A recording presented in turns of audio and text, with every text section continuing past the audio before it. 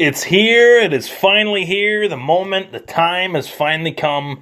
The 200th edition of the Thomas Take Sports Podcast. The 200th episode of a podcast that I started in January of 2016. Here I am from a dumpy little studio in Lockport, New York. I'm Ryan Thomas, the one and only host of the Thomas Take Sports Podcast, here to bring you the latest Thomas Take topics, discussion, the latest Thomas Take on the sports world as we know it today. As of now, today, June 13th, 2017, we're one day removed from the 2017 NBA Finals. We're a couple days removed from the 2017 Stanley Cup Championship and from the Stanley Cup Final. And we have the Pittsburgh Penguins, who have won 2 straight Stanley Cups. We have the Golden State Warriors, who have won 2 of the last 3 NBA championships, competing against the Cleveland Cavaliers. The last 3 seasons, we're in the thick of things with baseball, where we have players like Aaron Judge coming out of the woodwork. We have guys like Cody Bellinger making an impact on the Dodgers. We have guys like Trey Turner with the Washington Nationals. So many young studs coming up in the sport of baseball. The sports world right now, as we know it, is one of the more exciting topics of discussion. Obviously, I'm a big combat sports fan, and that is a topic that I often talk about on this show. The Conor McGregor Floyd Mayweather stuff. Is the fight going to happen? Is it not going to happen? I've really grown as this show has grown. Each episode, I feel, has gotten bigger and better in its own way, surpassing itself all on its own. So here we are, episode 200, the first edition of the 200th episode, 3-part series episode, as I do these 15 minutes a pop, for one total 45-minute Thomas Take, and we're on episode 200. Very fun to do this show and to have the guests that I've had on the show this past year and last year as well. So today I wanted to come at you guys just on my own and say thank you to all the listeners of the show from my area, Buffalo, New York, Western New York, and beyond. I really appreciate the support. So let's get right to it. Main topic of discussion that I want to talk about was the Golden State Warriors winning their second championship out of 3. 2 out of 3 years, they won the trilogy fight with the Cleveland Cavaliers, besting them 2 out of 3 years, winning 1, losing 1, and now winning 1. The Golden State Warriors are now the 2017 NBA champions. Probably one of the best teams that I have ever seen assembled in the sport of basketball. A series that I predicted would go 7 games, and going to the Cavs, I admit that I was wrong, but most had it going 6 games for the Cavs, 6 games for the Warriors. I thought it would go 7 games. I gave Golden State the credit that they deserve for the team that they are. And boy, did they really blow my expectations out of the water. I underestimated the Durant factor in the series 100%. I will be more than willing to call myself out and say when I'm wrong, and I'm obviously more than willing to say when I was right. So, but Kevin Durant, really the MVP final, the MVP of the finals, he was just masterful, scoring over 30 points a game, dominant as any player on the court outside of LeBron James, but easily the most dominant Warrior on the court. And I really admired his true grit throughout this series, the way he played, shooting with just complete reckless abandon, but it almost didn't even matter. He was just that on. He was locked in, dialed in, and it was a great performance by Kevin Durant. It was a great performance by Steph Curry as well. A real team effort, though, in this victory for the Golden State Warriors. They have the Andre Iguodalas of the world. They have the Klay Thompsons of the world, the Draymond Greens. They really have every piece that they need to repeat, to go back-to-back. And they're one of the most highly favorited sports teams to win another championship back-to-back in any sport in Las Vegas betting odds for the 2018 NBA championship. So it'll be very interesting to see if the Warriors can do that, and it'll be very interesting to see if Cleveland tries to combat the Warriors in any way. I know they're going to try to combat the Warriors, but how will they combat the Warriors? Are they going to go after Carmelo Anthony? Are they going to go after Paul George, or both? Are they going to trade Kevin Love for a top playmaker? Who knows? There's a lot of rumblings going on right now. Even rumblings going on that LeBron James could be leaving. Keep in mind, he does have 1 year left on that contract, and then he could leave. So I don't anticipate him leaving this season, but I do anticipate him leaving maybe next year for the 2019 NBA not the NBA 2019 NBA season, but the 2018-2019 NBA season. So that's my take on that. But really what is perplexing about this whole NBA final is that Game 3 was very close. The Cavs were basically, that was their best chance to win a second game in that series. They could have won games 3 and 4 and tied it at 2, and we would still be in a 3-2 series as we speak, but that did not happen. What happened was that the series was lost basically on the third game. The third game, they blew that third game. The Warriors had a 3-0 lead, and the Cavs could not recover. The fourth game, they really showed up. They did not want to get swept on their home court, and they played very well. Most of that I would honestly attribute that to some calls that were generous by the NBA referees, but it is what it is. The Warriors got them. The Cavs get them. It always ends up evening out in the end, whether it's bad calls or not, by the end of an NBA Finals at least. So what's really perplexing, though, as I stated a little bit earlier, is the fact that, yes, the Cavs lost. LeBron has lost his 5th NBA Finals appearance, winning 3, one of which was in Cleveland. He's lost 3 Finals appearances in Cleveland.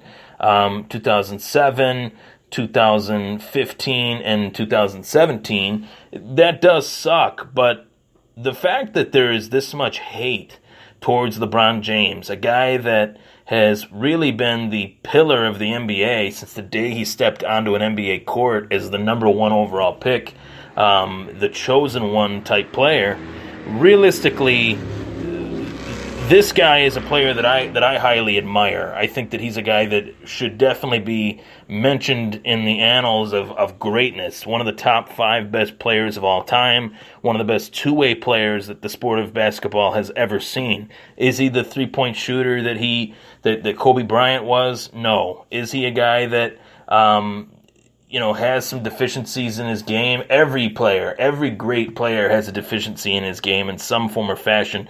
Nobody's perfect, but you put LeBron in any era of the National Basketball Association, you will see him be successful. And regardless of whether or not he does win another championship, or if he doesn't win another championship, whether it's with Cleveland or another team, it does not diminish his legacy. His legacy is pretty much already intact. He's a guy that came onto the court day one, was an immediate contributor to the Cleveland Cavaliers, who were a terrible team at the time, and led them to an NBA final in 2007 versus the San Antonio Spurs.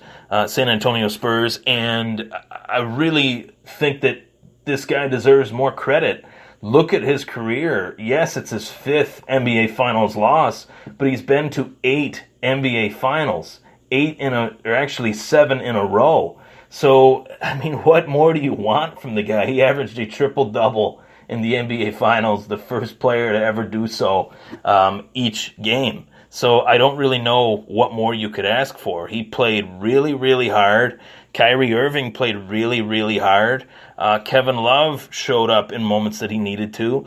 And realistically, Tristan Thompson and J.R. Smith were inconsistent, but Game 3, they showed up when they needed to. All in all, can rather than us just saying that it's LeBron's fault that they lost, can't we just tip our cap to the Golden State Warriors and say that this was just the better team? They were better top to bottom. Each and every player, top of the roster to the bottom of the roster, was a better team, well put together team in comparison to the Cleveland Cavaliers. Cleveland didn't get a chance to get a Kevin Durant. Golden State did, and they did such, and they took advantage of it. So they really loaded their team, and everybody going into the regular season after the Kevin Durant signing put Golden State as the favorites to win the NBA Finals. So it's no shock that they did. But it's a shock to me that there are so many people really hating on LeBron James right now. And it's pretty easy to, with, the stuff he said when he went to Miami about not 1, not 2, not 3, not 4, not 5, not 6, not 7, saying that they'd win that many championships. I get all that stuff, but let's move on from that. That was, 7 years ago. He's with Cleveland now. He wrote a letter to Cleveland stating that he was going to come back and win them a championship, help them get a championship for the first time in 58 years to Cleveland. He did so, and then he went back to yet another NBA final, went toe-to-toe with one of the best teams, in my eyes, that's ever been assembled in basketball history, and really gave it his all. So let's tip our cap to that guy rather than say, LeBum or LeFlop or whatever you want to say. It's ridiculous. He's won 3 NBA championships. He's probably going to win at least 2 or 3 more down the line, depending on where he goes. I could definitely foresee him winning a couple more. But as I stated earlier, he has to get the players to come to Cleveland to combat this super team, because this is what this Golden State Warriors team is. It's another version of the super team that LeBron was once a part of in Miami, now in Golden State with Steph Curry, Kevin Durant, Klay Thompson, Draymond Green. I mean, this is a super team built off of a well-drafted team. Golden State was going to the NBA Finals without Kevin Durant, and in fact beat Kevin Durant with a down 3-1 in the Western Conference Finals in 2016. So they did not necessarily need Kevin Durant, to win it, but by getting Kevin Durant, it gave them that extra adrenaline boost that they needed. And obviously, Kevin Durant is a tough player to go up against. You'd rather have him on your team than playing against him. So that's my take on the whole NBA Finals. Congrats to the Golden State Warriors.